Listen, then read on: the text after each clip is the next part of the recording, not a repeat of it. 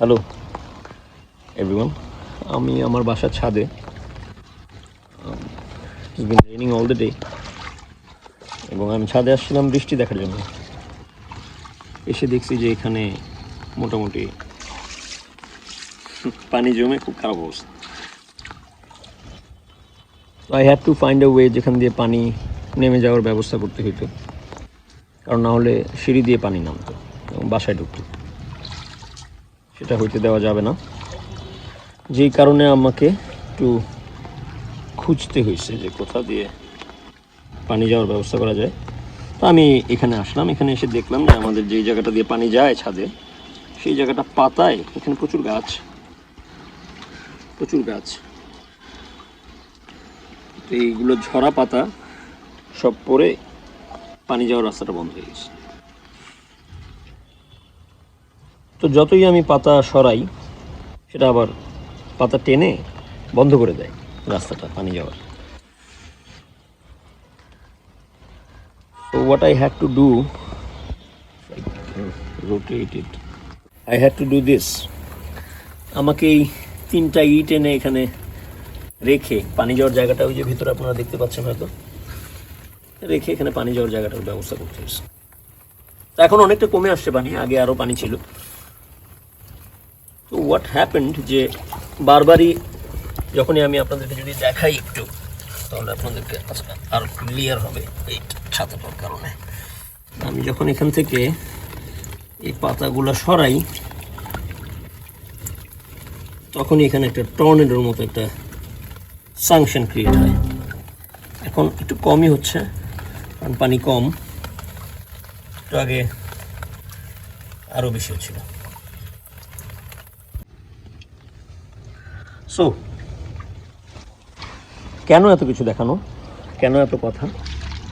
Because আমি এখানে একটা অদ্ভুত আমার ভাবনা মাথায় আসলো, যে বিগত হয়ে যাওয়া যে আমাদের একটা বিশাল বড় রেভলিউশন এবং একটা বিশাল চেঞ্জ, সেটার সাথে আমি এখানে একটা খুব সুন্দর মিল পেয়েছি। এই পানি যাওয়ার ব্যবস্থাটা করতে গিয়ে সেটাই আমার ভাবনাটা, জাস্ট আমি ভাবলাম আপনাদের সাথে শেয়ার করি। যে এখানে মূল সমস্যাটা ছিল পানি যেটা জমে গেছে ছাদে, এবং এটা যদি জমতে থাকতো এভাবে, তাহলে আমার ঘরে ঢুকতো পানিটা। তো যেই কারণে আমাকে পানি যাওয়ার ব্যবস্থা করতে হয়েছে। সেই জন্য আমি যখন প্রবলেমটা ঘেঁটে দেখলাম, তখন দেখলাম যে এখানে পানি জমে যাচ্ছে বিকজ পাতা, প্রচুর পরিমাণে ঝরা পাতা, প্রচুর পরিমাণে মরা পাতা পানি যাওয়ার রাস্তাটা বন্ধ করে রাখছিল। বুঝছেন কথা? ঠিক আছে, আমি খুব বেশি ভেঙে বলবো না, যে পানি যাওয়ার রাস্তাটা বন্ধ করে রাখছে। তো আমাকে যেটা করতে হয়েছে, ওই জায়গাটা ক্লিয়ার করতে হয়েছে। কিন্তু ক্লিয়ার করার পরে আমি দেখছি, যতই আমি ক্লিয়ার করি, they keep coming back. Okay, so what I had to do, I had to create this space 3টা ইট দিয়ে, যেন পাতাগুলো অন্তত না আসতে পারে।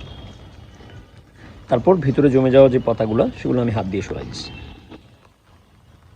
কিন্তু এটার পর আবার একটা ইন্টারেস্টিং ঘটনা ঘটছে। এটার পর ইন্টারেস্টিং ঘটনা এটা ঘটছে যে ওখানে যখন ঘূর্ণনটা তৈরি হয়েছে পানির, তখন আরও দ্রুত বেগে পাতাগুলো আসা শুরু করছে। কারণ যেভাবেই হোক তাকে এই পানি যাওয়ার রাস্তাটা বন্ধ করতে হবে পাতাগুলোকে আর কি। আমি অবশ্যই আমি জাস্ট একটা মেটাফোর হিসেবে ব্যবহার করতেছি, আপনারা বুঝবেন আশা করি। They keep coming back again and with a lot of force. অনেক পানি ছিল, পানিটা নেমে গেছে, কিন্তু অনেক সময় লাগছে। তো পানিটা নেমে যাবে, হ্যাঁ। What you have to do, you just have to keep an eye, যে বারবার যেন এরকম পাতাগুলো রাস্তাটা বন্ধ না করে দেয়। যখনই দেখবেন বন্ধ করে দিছে, তখন এগুলোকে ফেলে দিবেন আবার। ঠিক আছে? ও সিগারেট আছে, এনিওয়েজ। তো বারবার সরাই দিবেন, আবার এরকম সি আবার কিপস হ্যাপেনিং। এবং পাতারা তখন, যখন পানিটা ইটের নিচে চলে গেছে, এই ইটটা খুব ইম্পর্টেন্ট এখানে, হ্যাঁ, ঠিক আছে, কারণ আমরা কিন্তু এই 3টা ইট দিয়ে এখানে এই সিচুয়েশনটা ক্রিয়েট করছি। ইটের নিচে যখন পানিটা নেমে গেছে তখন আর পাতারা আসতে পারতেছে না, বিকজ তাদের আর আসার উপায় নাই। তো সেই পর্যন্ত একটু অপেক্ষা করতে হবে মনে হয়। ঠিক আছে, তার আগ পর্যন্ত কিছু একটা হলেই, দু একটা পাতা যদি আপনার চোখে পড়ে যে পানির রাস্তা বন্ধ করে দিতেছে, হই হই করে ওঠার কোনো কারণ নেই। আমি জানি সব কিছুকেই অল্টারনেটিভভাবে ভাবার কারণ আছে, যুক্তিও আছে, কিন্তু একটু সময় নেওয়াটা খারাপ কিছু বলে মনে করি না। যাই হোক, আমি জানি না কতটুকু বলতে পারছি বিষয়টা, এটা জাস্ট আমার একটা ভাবনা। তো কিপ পেশেন্স, পানি নেমে যাচ্ছে, পানি নেমে যাবে। ক্রো, জানি না সে আমার কথা বুঝতে পারছে কিনা, চলে গেছে। পানি নেমে যাচ্ছে, পানি নেমে যাবে।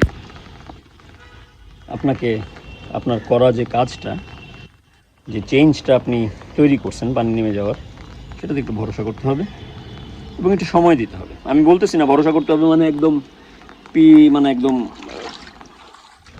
এমন জায়গায় নিয়ে বসাইতে হবে কোনো কিছুকে যে সেটাকে আর আমি প্রশ্ন করতে পারবো না, বা সেটাকে আমি বদলাইতে পারবো না। আমি চাইলে এখান থেকে ইটগুলো সরাই দিতে পারি, সেটা কোনো ব্যাপার না। কিন্তু আমি সরাচ্ছি না, কারণ এই চেঞ্জটা এখানে দরকার, পানিটা নেমে যাওয়া দরকার। মূল কথা এখানে পানিটা নেমে যাওয়া।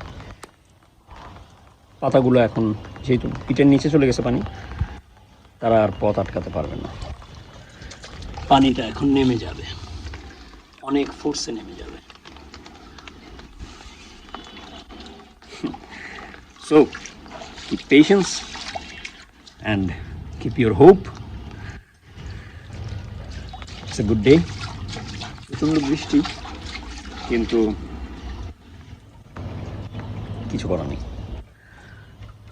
Sometimes rain must fall. Okay, see you then.